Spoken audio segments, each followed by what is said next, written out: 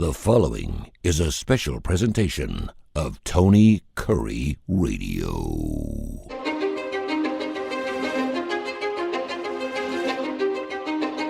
Welcome back to another No Ifs, Ands, or Buts. He is Matt Butts. That is BUTTS, mbutslaw.net, mbutslaw.net. His phone number is 205-948-4958, 948-4958. I'm actually on his site right now. Super easy to navigate. Normally, when you're reaching out to a divorce or family law guy, you're probably not in the best of shape, probably not in the best of moods. He's made it very, very easy for you at mbutslaw.net if you want to be part of something like that. And he is one of the best, and that's why I love doing a show with him every single week right here on Tony Curry Radio. What's up, my man? How are you? You look, I said you look tired. I will not say tired. You look rested for a good reason. Why is that? That is because we just finished our yearly vacation. You bum. Love that. We have a conference every year in Destin, Divorce Lawyers Conference, and we make a vacation out of it. So we pull the camper and spend about 8 days in Destin, and we just got back yesterday. So tell me what happens at a lawyer convention. What happens at a divorce lawyer convention? What are we talking about here? Well, lawyers need 12 CLEs, which are continuing legal education credits for the year, and you can get those there as well as networking opportunities. It's called Divorce on the Beach. And anybody who's practicing divorce law in the state of Alabama really needs to know about this because it really is a good opportunity. You can get all your networking, all your CLEs and a lot of good networking done. What's a CLE? What is that? Continuing legal education. Okay. We need 12 every year. And I would bet that in a weird kind of way, that is an interesting place to be having some type of convention, because I would imagine that a lot of divorces start and finish at the beach. Am I wrong? I just know that when the teeth starts getting whitened, I know when you start working out at the gym at 9:00 at night, because it's the only time you can work out. I know that if you want to make 10 pounds of fat look good, you put some tanning on it. There, all of a sudden, when you come back from the beach, I know that the beach changes me. It transforms me. It always makes me want to be a better person, a better man, a better father. It also makes me want to go get rich and have a place down there at the beach. But I would imagine some people probably go down there and they probably feel the same way. They get back and feel pretty good about themselves, and maybe divorce is probably the next thing they get into. Maybe. I don't know. Maybe I'm wrong. You're not wrong. Yeah, I mean, there's all sorts of catalysts for divorce. Yes. For me, it is just getting down there and just tuning out for a minute, which kind of leads us into our topic on boundaries. Yeah, so, I love this. This is going to be great, and I'm so glad that you, just for people know, I've obviously been through a divorce myself, so I've kind of got a few questions of my own, enough to last us at least a couple of years for content. But I always reach out to Matt and say, hey, is there anything you want to particularly get into based on maybe some of the cases he's working on, or maybe some cases in the past? And today you wanted to get into lawyer-client boundaries. Yes, I do. Let's just start right there. What do you mean by that? What I mean is that every lawyer is different. Some lawyers use their personal cell phone for lawyering. That's fine. Some don't. I don't. I used to. And then, we got so busy that I really could not. I'm not a good texter anyways. Okay. Don't ask me to be a good texter. I'm not going to be one, and I'm not one. Okay. And I need a break. I'm not a good texter. I'm sorry. Like, I wish I was, but I always end up putting like a Z at the end of words, and I don't know how it got there. And I've already hit send before I've seen it. So if you happen to be in possession of a lawyer's cell phone number, before you give that to anyone, you need to ask them, because when a lawyer is finally shutting off and spending time with their own kids and doing these things, and then they start getting blown up on their cell phone from someone they don't even know, about a problem that just happened. It's like, dog, you need to, like, call my office, man. We've got numbers out there. We've got all sorts of stuff. And I don't like, I put out the fire in as much as I can and then set boundaries later because people don't know. I mean, No. and if you don't know, you don't know. But I mean, I'm gonna tell you, like, it just beguiles me because like if I have a bad stomach ache, I'm not like, get my doctor on the phone right now. Yeah. I need to talk to him. This could be a hernia. Like I'm not doing that. I'm scheduling an appointment with the doctor and then getting in there. Um, it's just it gets tough sometimes, man, because and especially it happens when you go on vacation. You'll have like five or six people that are just swarming you, and it's tough. And don't get me wrong, I appreciate the fact that I'm in a position to where I can help people, and to where when their world is crumbling, I can be there and help them through that. However, man, I got to structure that my way because if I don't, like, it's just chaos everywhere. Well, and it's chargeable, right? I mean, we talked about this earlier. You know, Not every time really. you, why not? I mean, if every phone call is chargeable, why isn't a text chargeable? If someone's is texting you something, I need to answer something. I mean, you're Well, working for them. You should be able to charge them, right?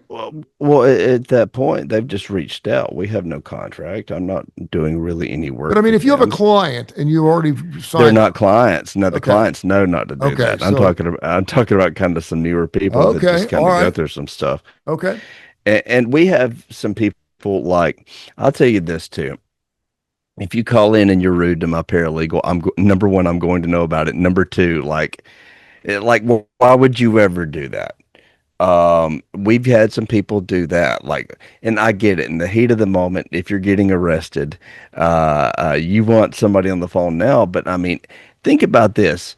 Do you really want a lawyer who's just sitting around waiting on by the phone for somebody no, to call with an emergency? You don't oh want God, that. no. So why would you get mad when a lawyer is not sitting around waiting by the phone? But that's what they deal with. Well, you know, in the first time, if you're a newbie to this, and say you've never been in a court before, maybe you've had a misdemeanor, or maybe you had a DUI, you know, 20 years ago, whatever, and you didn't need to go to court for it. But the first time you show up, you think to yourself, okay, you're going to trial, right? And most lawyers don't want to go to trial. They'll do everything to mediate it and get it fixed, so you don't have to go to trial because it's super expensive. The judges don't want to go to trial. No one wants to go to trial, but you just can't avoid it. And you get there, and all of a sudden you realize there's 14 other U's on the docket for the day. That's You're right. getting there at 9 o'clock in the morning, and you're jonesing, you're freaking, you're saying Our Fathers until even Jesus doesn't want to hear any more prayers. And then you realize that you've got another 6 hours to sit on your ass and wait and figure out what you, and really in some cases that may be the 6 hours where you actually decide, hey, listen, I don't want to go through with all this because It, it's not fun. It's not a good time. Your ass will be soaking wet by the time you get out there. You will be it's not fun. it's, you got to Uh, realize a lot of people are going through stuff, a yeah. whole lot, and lawyers are trying to fill that for everybody. But we have a pretty good gauge on what is an emergency and what isn't an emergency. And the judges do too. So when you've got six other cases and one of them involves an emergency, that's automatically bumped ahead of you. Yeah, and again, having gone through this process, I can remember being on the phone with my lawyer, and I needed to talk to her right now because it was a situation where I knew where someone was, and I knew that I had them in a spot where I needed to talk about what was going on at that particular moment, and so they spoke with me. Now, I didn't have my attorney's cell phone number until the day of the trial because she texted me and said, "Are you here or where are you?" And so at that point, I knew it, and I said, "Can I use this?" And she goes, "Yeah, but you know." Heads up, this is my personal phone, and so I've never had any reason to text her since then. I respect that, and she's pretty good about. But I also think lawyers are pretty good about getting back to their clients in a relatively Yeah. big time. If you have a client and you have something really important, and your lawyer is not getting back to you in your timely manner, two things are happening. First, you have not paid them yet, or or or number two, it's not that important, and it can wait. I will tell you this: that you know Yeah. when you put that when you put the money up, you put money up, you work. You work. And if you ain't yeah. got no money to work with, then you're probably not the most important thing in the day. And that's just the way it goes. Think as a client, you're a graphic designer, right? And someone's giving you $10,000 and another person's giving you zero. Which one you going to start on first? I mean, you got to feed your family. Sure. Nobody who Absolutely. is out there working for no money. Yeah. Like I mean, I know as small business owners that happens to us a lot. But at the end of the day, if somebody has a job and they're willing to show up to that job week in, week out and not get paid, okay, maybe we can talk. But if you're not that guy, and even if you are that guy, I still need to get paid. And so do lawyers. Like, it's amazing to me how we do get treated like charities sometimes. I'm not saying everybody does that. A lot of people respect our time and really understand kind of the value of the service, but other people just walk in here, man, and they're like, "What you gonna do for me? I ain't got no money." I'm like, okay, but there are services for that. I've got a whole staff here. We do things very well here. Yeah. They got families to feed. I've got a family to feed. No, I just can't do it.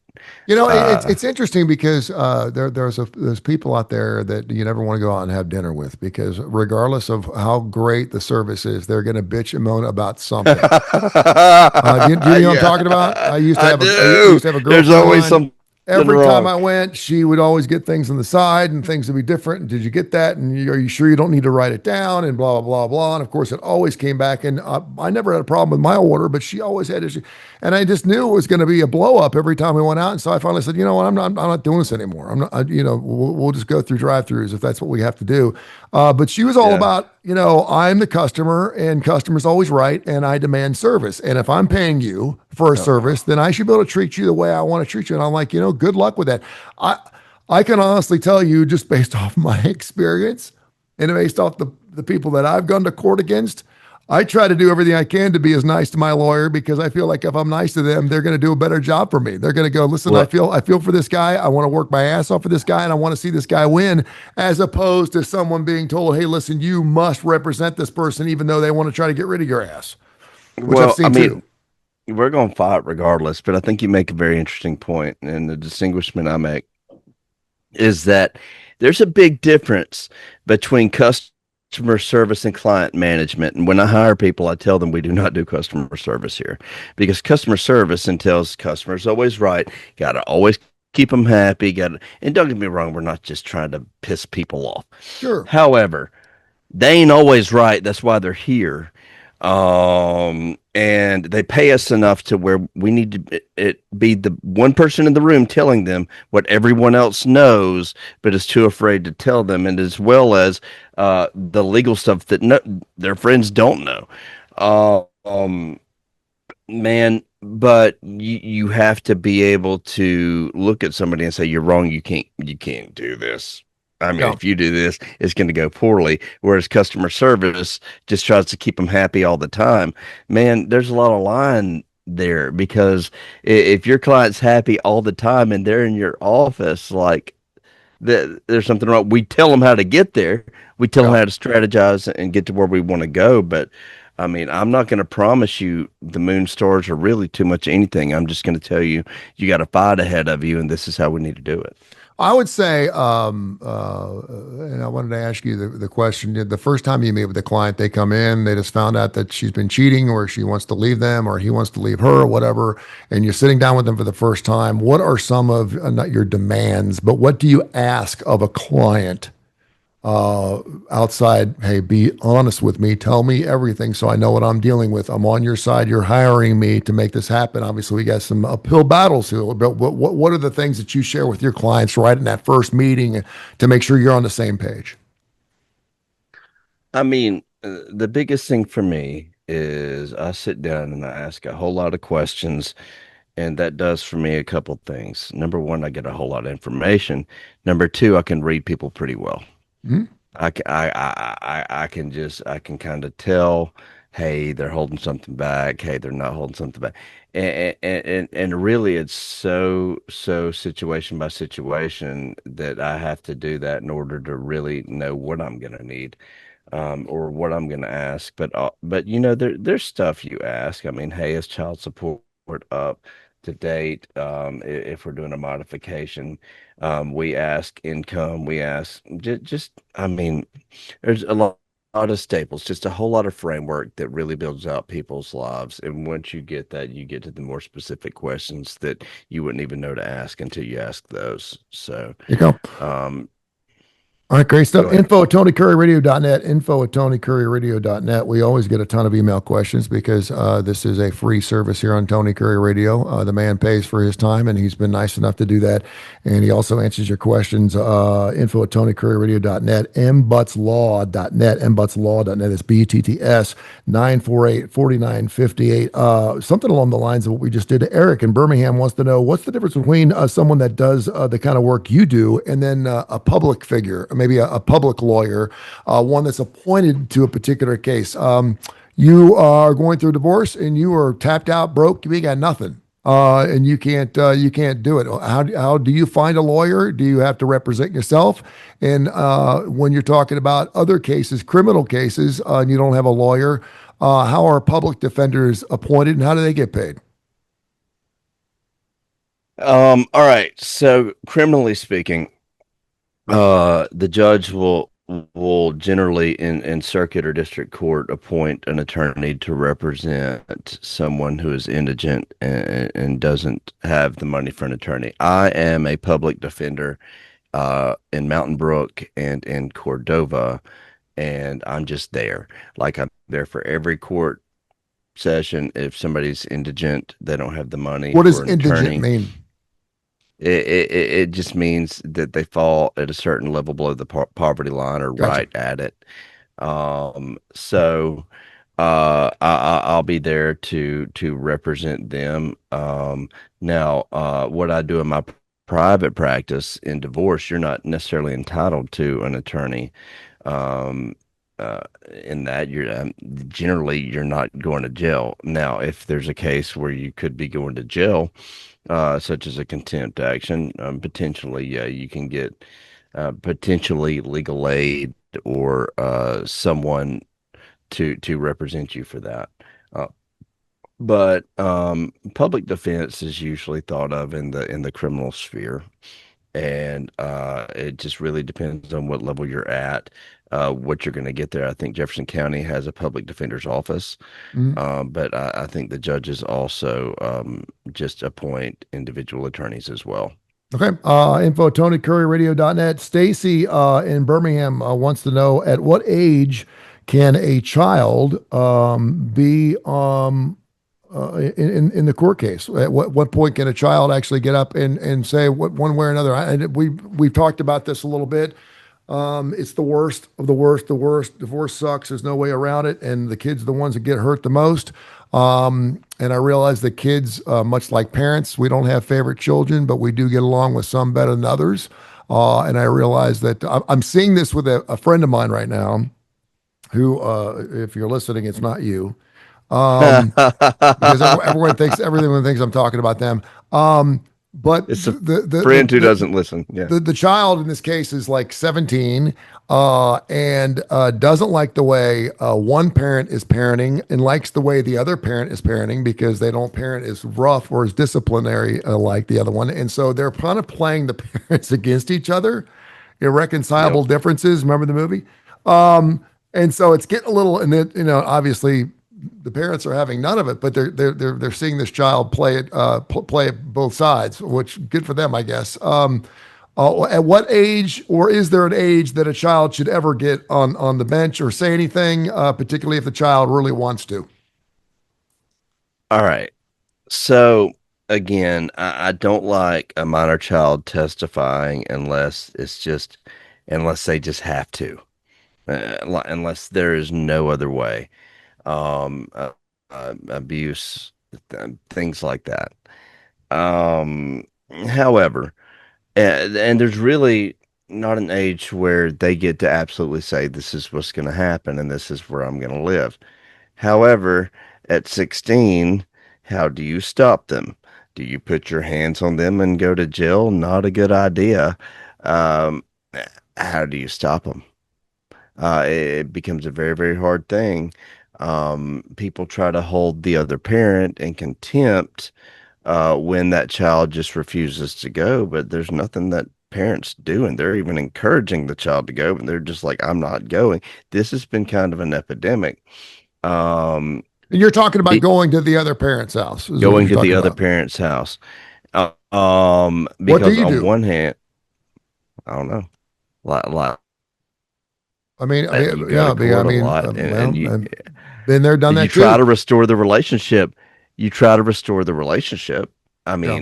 Obviously that's the number one thing you'd want to do, but that's been a huge problem because on one hand, yes, a 16, 17-year-old child may be a little more say. Um, on the other hand, still a minor child, still doesn't get to make all these decisions. Also, generally very situationally smart and knows how to play parents against each other, and that may be happening too. Maybe it's not happening. Maybe it is. And you can't let that happen either. It's Yeah. because they don't get to run the show. Yeah, So I know it normally seems like you got one parent that's pretty laid back and the other one's just bent on hell, high water. and both of them are wrong if you ask either Yeah. one of them. And again, when they were together, maybe that's one of the reasons they're not married anymore, but when they were together, they both, you hope, supported each other's ideas, because as parents, you must be on the same page together or else it'll never work. And you hope that they are. And that's, you find some common ground there and you do what's best. The other thing I think is really interesting is something you need to keep in mind is that when you do discipline a child at your house, if you have joint custody, if you have, I'm taking your phone away from you for a year. Okay, you have to think about what's that going to look like when they're going over to mom or dad's Yeah, house because so they can't you use the can't phone cut at off your house. communication. Exactly. Yeah, So how is that going to affect, or no more television for you? And like you're going to call your ex and say, by the way, I've told them they can't watch television. Well, that doesn't affect me. I didn't have the problem with them, so they're going to watch TV all they want at my house. You know what I'm saying? I mean, that's just the way it is because you're no longer having those discussions about what's best for the well, child because you're not together anymore. And so it can get kind of that's ugly. why 50-50 custody again generally doesn't work if you're not co-parenting well. Yeah. It's stuff like that, Yeah. and death by a thousand cuts over and over and over. Sometimes people are able to really co-parent well and do discipline well. Other times they are not. Yeah. So Well, it and really just depends again, on. if people would just remember that it is about the child first, always and forever.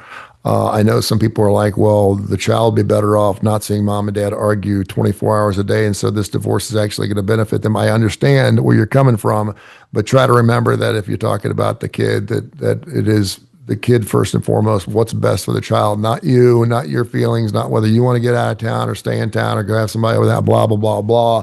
What's going to be best for this kid because they're already going through hell. And just because a lot of people are doing it doesn't mean it's making it any easier. We always talk That's about right. death. We're all going through death. It doesn't mean if you have a death in the family, it makes your day any easier than anyone else's. We all have to go That's through right.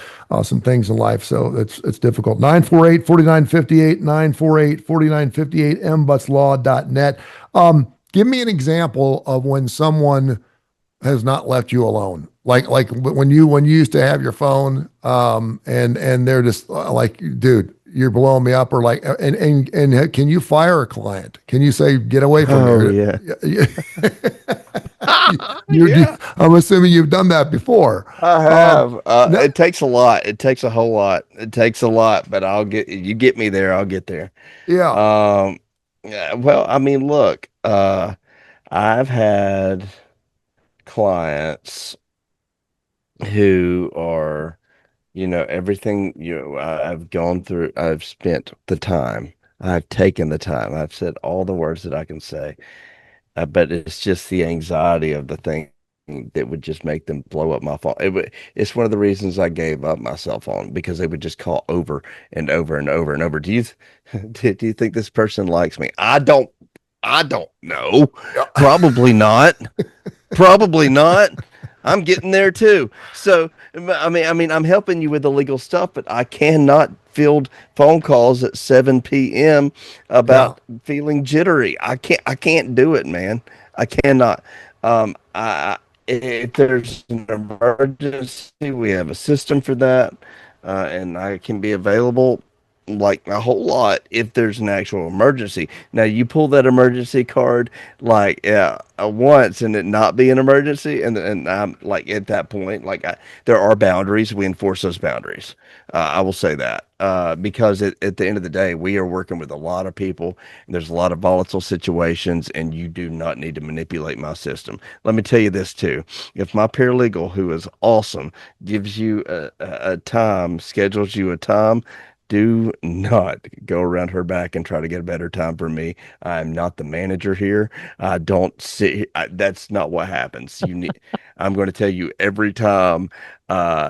What she gave you is the best. You Yeah. take it. I love it. That's So, great. All right. Great stuff, my man. As always, 948-4958, 948-4958, area code 205, mbutslaw.net, mbutslaw.net. We had mentioned the last couple of weeks, and I know you deserve to have that week off, and I'm so glad you had some time off. But it is a really busy time for divorce lawyers and stuff. So please keep that in mind. it is. And they're not all the same. That's why I love having you on the show, because I know you're one of the best. The best. I only associate myself with the best of each particular situation I'm dealing with. So I greatly appreciate you being on the show. But we'll get after it. Info at TonyCurryRadio.net. Info at TonyCurryRadio.net. If you have any questions, we'll go straight emails next week, because I have a bunch of emails, lots of Good, questions. Because good. yeah, so we'll go all emails next week. But keep them firing. We'll keep them going. And I'm so glad you're back vacation. Get to work. Yeah, man. Maybe changing my cell phone number. So if I do, I'll let you know the new one. There you go. Thank you, brother. Thanks, man.